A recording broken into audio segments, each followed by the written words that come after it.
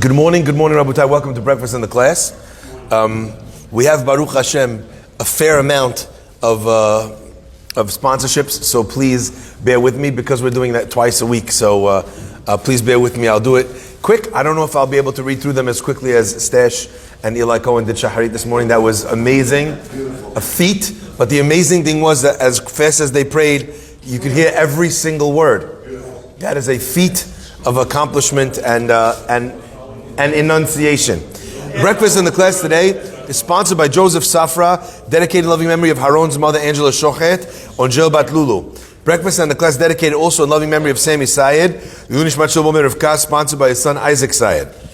As well sponsored by Joseph R. Safra, dedicated in honor of Michelle's sister Joel Maslaton Oster, and sponsored as well by the Zara family, dedicated in honor of Sammy Sutton for his beautiful dedication to our Minyanim.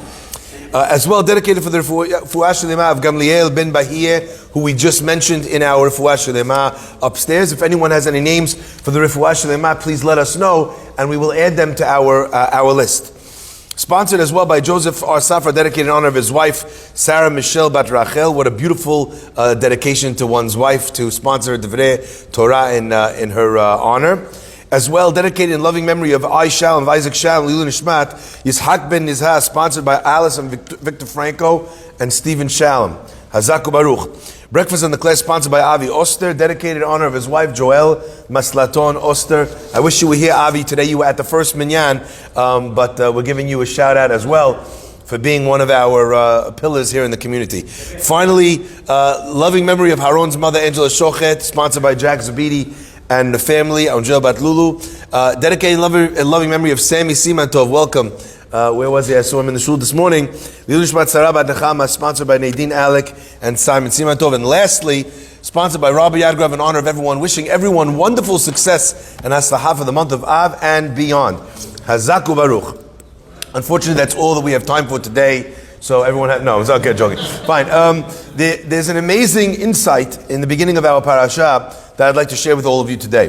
The Pasuk says, Ela Devarim asher diber Moshe el kol Yisrael. These are the words that Moshe spoke to all of Israel, Be'ever HaYarden, other side of the river Jordan, Bamidbar in the desert, Ba'arava, in the valley, Mul Suf, opposite Suf, Ben Paran or Ben Tofel, between Paran and Tofel, V'lavan v'chatzerot v'dizahav. First of all, that is a very, very, very, very extensive list delineating the exact geographical location of the Jewish people.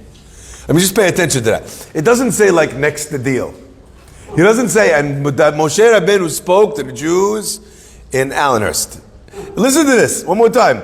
Be'ever HaYarden, Bamidbar, Ba'arava, Mulsuf, Ben Paran, Uben Tofel, V'lavan v'chatzerot. He may as well give you the exact numeric coordinates. Right? Send you a location on WhatsApp. And yet, our rabbis derive a beautiful lesson from this. In fact, Moshe Rabbeinu was speaking in code. The Gemara says, Amar, I believe it's Rabbi Yohanan, he teaches us that he looked in all of the Torah and he cannot find a single place which is called Di Zahav. So what does it mean, Di Zahav? Rashi says it means that Moshe Rabbeinu was giving the Jewish people rebuke, he was giving them tochacha. And how was he giving them tochacha? By saying that there was a place, look, this is where I'm speaking to you. I'm speaking to you here, here, here, here, and here. And the names of each one of the places was meant to be a reference to something that the Jewish people had done wrong in that place. You see, this is the end of Moshe's life, and he's giving the people who he has led through the desert from Egypt to this point, he's giving them his final will and testament. He's telling them, guys, I'm not going to be around forever. You know, you ever have a father, Bar Minan, who's passing away after 50 years in the business, his kids are taking over the business. He's not well. He calls them and he says, listen, I just want to say, guys, I don't have much time left, but the way you're running the company, it's not going to survive. This is the way you're teaching your children, they're not going to respect you. The way you're handling your wife, your Shalom Bayit, the father starts distributing all the pieces of advice that he knows maybe he's not going to get a chance to say again. Moshe Rabbeinu, in the final 36 days of his life, speaks to the Jewish people, and that is the body of work called Devarim. It is the speeches of Moshe Rabbeinu before his death to the Jewish people, charging them and all future generations of Jews with charting a course towards perfection. And how does Moshe Rabbeinu do that? How does he tell them off? He tells them off, Di Zahav. What's Di Zahav if it's not a place? It references a place called Dai Zahav. Is that a place? Also not a place. Dai Zahav means too much gold. When the Jewish people sinned with the golden calf, and God said to Moshe, look what they did. They built Egel Masecha. Moshe Rabbeinu said, whose fault is it? Hashem. You want to punish the Jews for the golden calf? Whose fault is it? You gave them so much gold until they said, Dai Zahav, enough gold. You give a kid a Ferrari, what's going to happen? Unfortunately, we're going to read terrible news. Right? You give a kid all the money in the world, no discipline. What's the kid going to do? What's he going to spend that money on? You want to know later on why the kid is on drugs. Why the kid is, doing terrible things. You can't give a kid that kind of money. Dai Zahav. Sometimes, when you have a lot of money, you don't know what to spend it on. You've tried all the experiences. So you get to, unfortunately, experiences that are not so wonderful, that are not so, we can't go on vacation anymore to Florida because you know what? Hajj. So we can't go to this place because everyone else is going there. So we got to find that one island that no one ever went to. Because that's the only place that someone as Hashubi, as Jetza, as me, that I could go to. Got to go to this island. But that island doesn't have minyan, and it doesn't have a mikveh, and it doesn't have kosher food, and it doesn't have, and it doesn't have, and it doesn't have, and it doesn't have. Doesn't matter. For someone like me, Dai Zahav, I need to make a wedding here. I need to spend this. I need to do that. You know why? Dai Zahav, because I have too much. Moshe Rabbeinu says to the Jewish people, he wants to rebuke them. So what does he do? He gives them one hint after the next, after the next, after the next. And if you look in Rashi goes through the entire list, each one of these as code names for the rebuke that he gives. My friends, many times in our life, whether it is our friends, our family, our spouses, our children, our students, we feel the need to be able to give someone some corrective advice. Not only do we feel the need to give them advice, the Torah mandates us giving them that advice, that rebuke. Hocheach tochiach et amitecha. You must rebuke your friends. Says the Gemara, why hocheach tochiach?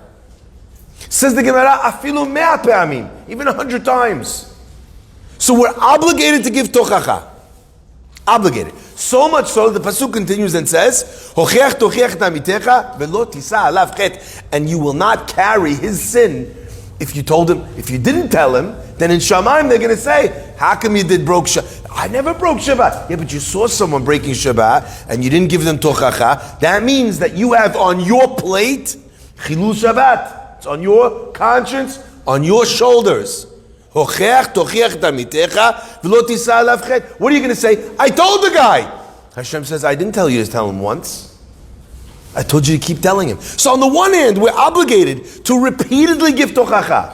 And then you understand, one second, you read about Moshe Rabbeinu, and look at how he's giving tochacha. My friends, the answer is that there are different ways to give tochacha. And in fact, the pasuk says, Al tochach letz ben yisnaeka. Do not give tochacha to a scoffer, to a joker, ben yisnaeka, because he's going to hate you. Hocheach lechacham, give tochacha to a wise man, v'yehavechan, he'll love you. Now, I looked at this pasuk and I'm thinking to myself, this is insane. Mechila. It's a little bit crazy. You're telling me don't give tochacha to a guy who's a scoffer, who's a joker, only give tochacha to the chacham. I don't need to give tochacha to the chacham because he's the chacham. The guy I need to tell off is the letz. What do you mean al tochach letz? My friends, I was just recently giving a speech. At the end of the speech, there's a fellow in the audience who is maybe one of the most famous Jewish speakers in the world today. Okay, comes up and he says, Rabbi, wow, what a speech. Unbelievable. I can't believe how great you are. how special you were, how great the speech was, and the examples, and the chidushim, and the story, and the this. Wow, unbelievable. Builds me up. I can't even tell you. My head was larger than the entire state. That's how big my head was. Okay? I was about to float away from how much hot air he pumped into me.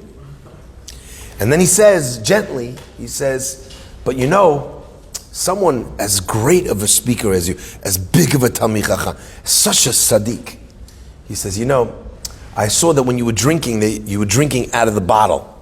Someone like you that's not Derech Eretz, you know, of your stature, you should really pour it into a cup. It's more Adin, it's more Talmid Chacham-like, it's more Rabbi-like to drink properly out of a cup. I was like, I absolutely agree. For someone as big as me, of course. As such as like a Sadiq of my caliber, of course, I was a total mistake. When someone gives you tochacha like that, you're ready to take it. You know why? Because your confidence is in such a place, your spirit is in such a place that you could take the hit.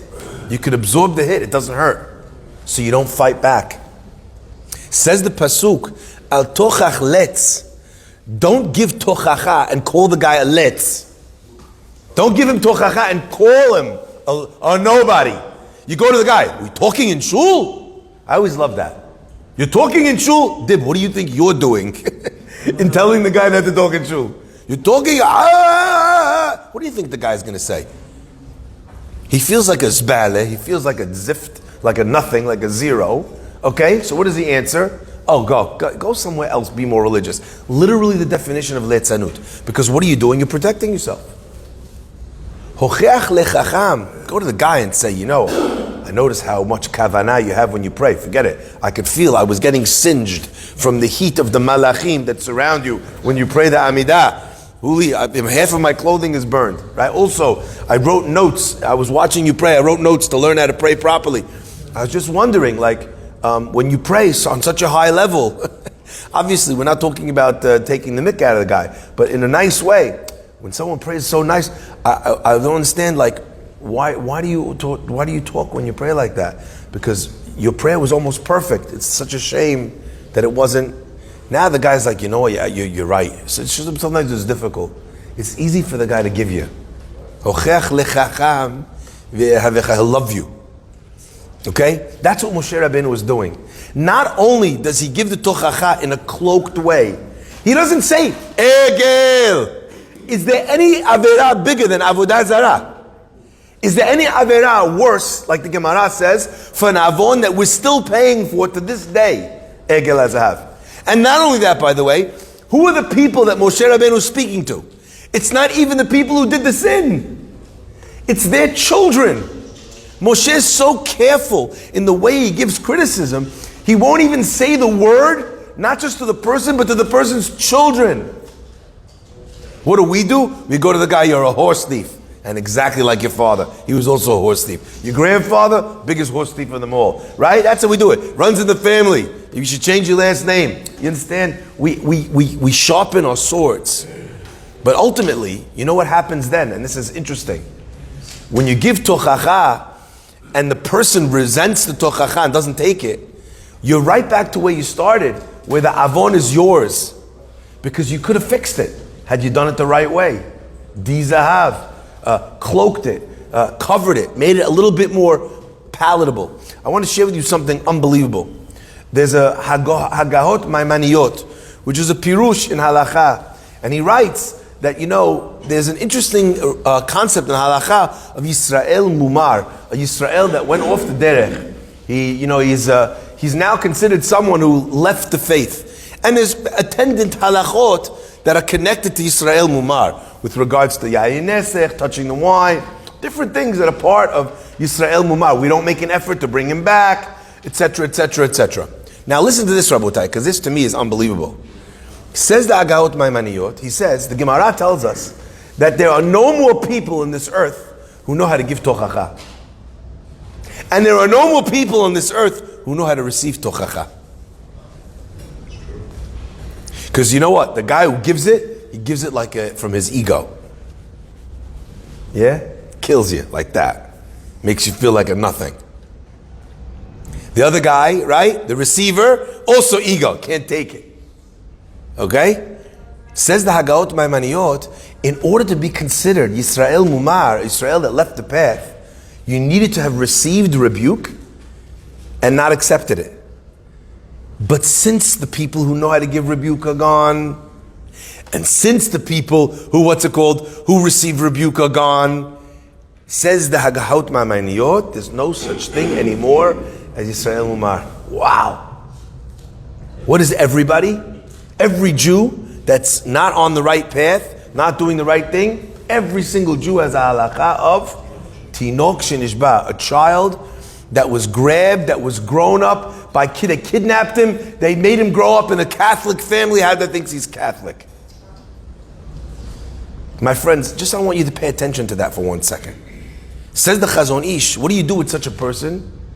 What do you do with the millions of Jews out there that are not connected to Judaism? So what do people do? The Reform, a conservative, Reconstructionist, all these guys, Rishaim, Poshaim, they yell at them, they scream at them, they put them down. But says the Chazon Ish, he says, our job is to draw them close. His expression's so beautiful, be'avotot he'ahava, with the ropes of love, to draw them close with love.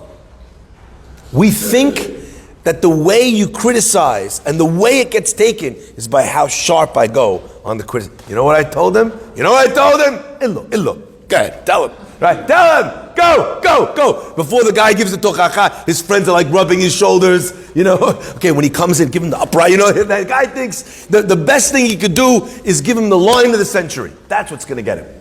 And you know what? Let me explain to him how bad it is. I'm going to bring him 74 Gemaras that say that him and his family are all going to burn in Gehinnom forever. That's what I found. I found actually there's a midrash that says that also all the family is going to die and the guy, and you find all these crazy things to convince the guy. My friends, avotot he'ahava. It's a famous line that says, people don't care how much you know until they know how much you care. If you didn't bring the person close first, be'avotot he'ahava, if you didn't give tochacha to a chacham, don't waste your time. It's not going to work.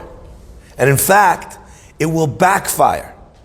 Says the Gemara, Kishem, just like it's a mitzvah to give tochacha that will be accepted, so too is it a mitzvah not to give tochacha which is not going to be accepted.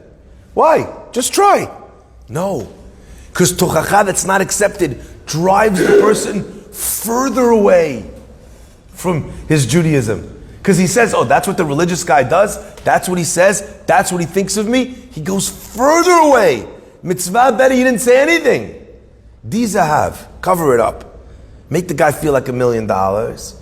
Sneak it in, a little bit, a word, a hint, and then let the guy pick it up for himself. Avraham Avinu, when he invites everyone into his house, what does he do? How does he get them to say Birkat HaMazon? He wants them to connect to God. So what would I do? I would invite the guy for shacharit, and then have breakfast in the class. What does Avraham Avinu do? He skips shacharit. He gives them breakfast. And he lets them wash their feet, nice bed. After the guy ate, after him and Avraham are best buddies, after he thinks to himself, this guy loves me, look at how much he cares about me, look at how he's running back and forth for the meat, for the bread, for everything. At that stage, Avraham could just say, the guy's like, thank you. And all Avraham has to say is, don't just thank me, thank the one that made it. What a beautiful tochacha, what a beautiful di-zahav. May Hashem bless us in the communication that we have with the people in our lives that we want to set straight. From a place of love, from a place of care, that we should be able to communicate those messages in a way which feels loving, in a way which feels accepting, in a way which is subtle enough to be able to have the impact that it needs to have. And please God, we will see the benefit of the exactitude of our words. Baruch Adonai Le'olam. Amen ve'amen. Rabbi